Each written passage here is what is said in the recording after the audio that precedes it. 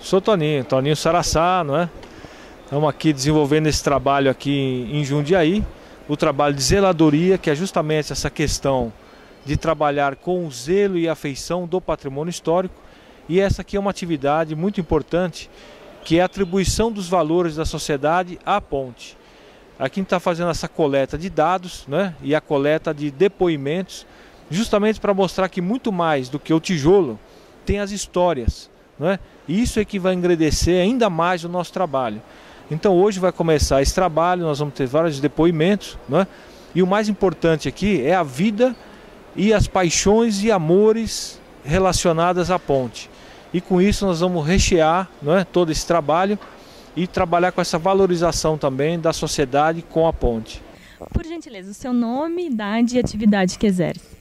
Araquém Martinho, 82 anos, arquiteto. Seu Araquém, hoje a gente está com esse projeto de conservação e zeladoria da Ponte Torta. Na sua concepção, o que significa a Ponte Torta para a cidade de Jundiaí? Olha, para mim, a minha grande preocupação sempre foi a cidade de Jundiaí enquanto processo civilizatório que se modificando no tempo. E eu ando realmente muito assustado porque Jundiaí tem mudado muito rapidamente, o que naturalmente faz com que você perca a base do processo civilizatório. Você passa a não mais começar a compreender Jundiaí como uma formação entre bairros, começa a não compreender mais as várias sociedades diferentes. Então a Ponte Torta, acima de tudo, é para mim uma provocação para voltar a discutir Jundiaí. Isso é a primeira coisa. Não é? Porque é claro que essas pessoas que têm vindo para Jundiaí na busca dessa grande expansão da cidade enquanto quantidade de apartamentos que você vê por aqui, não é gente que vem de fora num lugar novo e que está pouco interessado com a história da cidade. Inclusive até porque vem preocupado muito mais em consumir corretamente o que eles acham de melhor num novo espaço que é melhor do que o de São Paulo e principalmente mais barato do que o de São Paulo. Né? Então qualquer atividade que me faça repensar Jundiaí enquanto base civilizatória, como é que essa cidade virou isso que é? Como é que ela antes dessa fase foi uma cidade industrial potentíssima e não o seria se não tivesse acontecido a Companhia Paulista, que foi a grande formadora de mão de obra. E a Companhia Paulista, que não existiria se não houvesse a Terra Roxa de Campinas e o café sendo exportado. Essas ligações que a história faz é que me parecem importantes para a gente compreender a civilização. O homem como capacidade civilizada de se organizar. Esse me parece um instante. Eu acho que nós estamos numa fase muito próxima disso. Querendo entender a ponte, nós vamos discutir muito a cidade e por que era importante para a cidade uma ponte naquela posição. Sob a sua concepção, a questão de preservação da Ponte Torta hoje, se pensar em resgatar essa essência da ponte, qual a sua concepção a respeito desse movimento no sentido de resgatar esses legados? Eu acho mais importante, para você ter uma ideia, do que, supondo, resgatar a ponte para que ela funcionasse de novo. Né?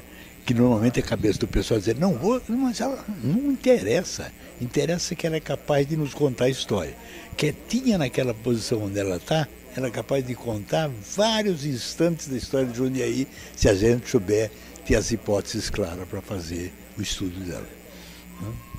Então hoje a gente tem esse programa de educação patrimonial, onde o ícone do projeto, a identidade do projeto é um tijolo. E a ideia é exatamente essa, fazer com que as pessoas venham, se sintam pertencentes a esse projeto, no sentido de recontar essa história, e como se cada um fosse um verdadeiro tijolo na constituição dessa história. O senhor entende que o processo de educação patrimonial é um viés importante nesse processo de conservação? Esse eu acho que é o grande significado dele. Né? Não adianta, ali na Bardi colocava muito bem, a gente precisa tomar cuidado com a preservação simplesmente porque é velho, você preserva, porque você vai fazer com que uma série de cacarecos aconteçam na cidade.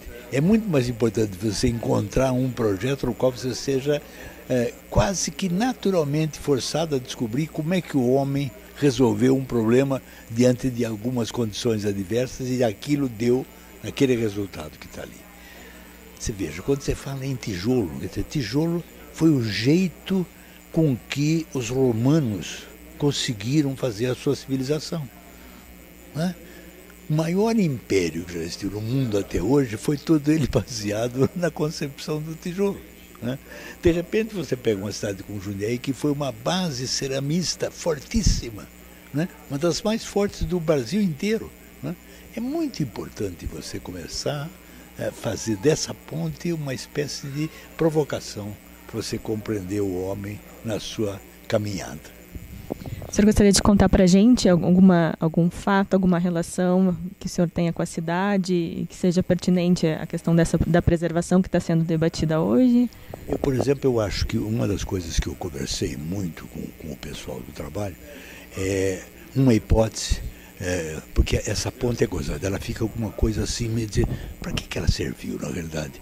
Ninguém é capaz de dizer, mas passa o bondinho, ela é tão estreita, é muito difícil, né? Mas eu disse para ele, olha, você tem uma coisa muito importante que é preciso notar, a gente tem que voltar possivelmente para a geografia. Né? Você pega o rio Guapeva, até a Ponte Torta, ele é um rio de grande profundidade, quer dizer, ele está lá embaixo. O desnível entre a água e a terra é muito grande. Você passa na frente do beira-rio, você vê que está lá embaixo. Quando passa pela Ponte Torta, ele começa a ter um pouca profundidade e muito mais largura. Ora, isso deve ter provocado no passado todas as enchentes que a gente viu.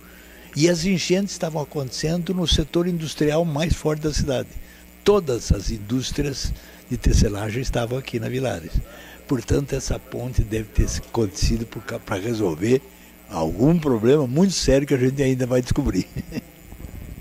Então, esse projeto ele vem, de alguma forma, a fazer com que a educação patrimonial seja levada para crianças. A gente está colhendo uma série de depoimentos de pessoas que vivenciaram esse processo da imigração, parentes, enfim. Então, a ideia é realmente fazer com que esse processo seja radiador. Né? É muito rico. A maneira de vocês trabalharem é uma coisa genial, sabe? Que eu acho o único significado. Porque essa coisa de você ficar procurando medalhões para dizer que isso... Não, tem muito pouco a dar, mas esse sistema ao contrário. Né? Ele faz com que a gente, na realidade, se envolva no processo de como é que a gente sobrevive. Né? Eu acho muito bom isso tudo. Bacana, obrigada. Tá bom.